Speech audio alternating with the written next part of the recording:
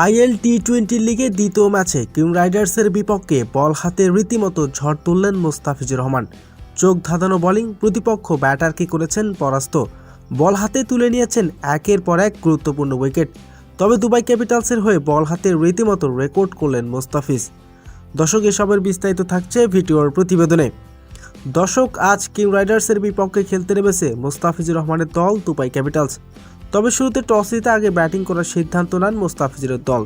তার আগে ব্যাটিং করতে নেমে শুরুটা খারাপ করলেও শেষ দিকে পাওয়ালের দুর্দান্ত ঝোড়ো ব্যাটিং, তার 96 রানের দুর্দান্ত ইনিংস ভর করে এদিন নির্ধারিত 20 ওভার শেষে 4 উইকেট হারিয়ে 186 রান করেন দুবাই ক্যাপিটালস। তবে সেই লক্ষ্যে তাড়া করতে নামেন কিং রাইডার্স।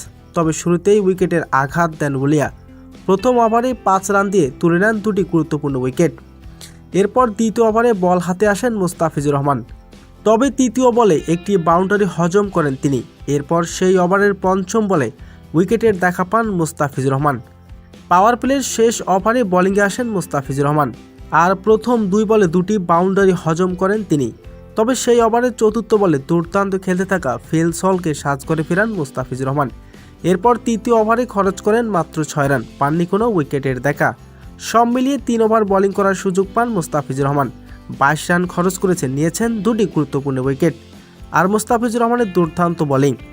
তবে এদিন 15 ওভারে 103 রানে অল আউট হয়ে যায় কিং রাইডার্স, আর 83 রানের বড় সহজ জয়ের দেখা পায় দুবাই ক্যাপিটালস।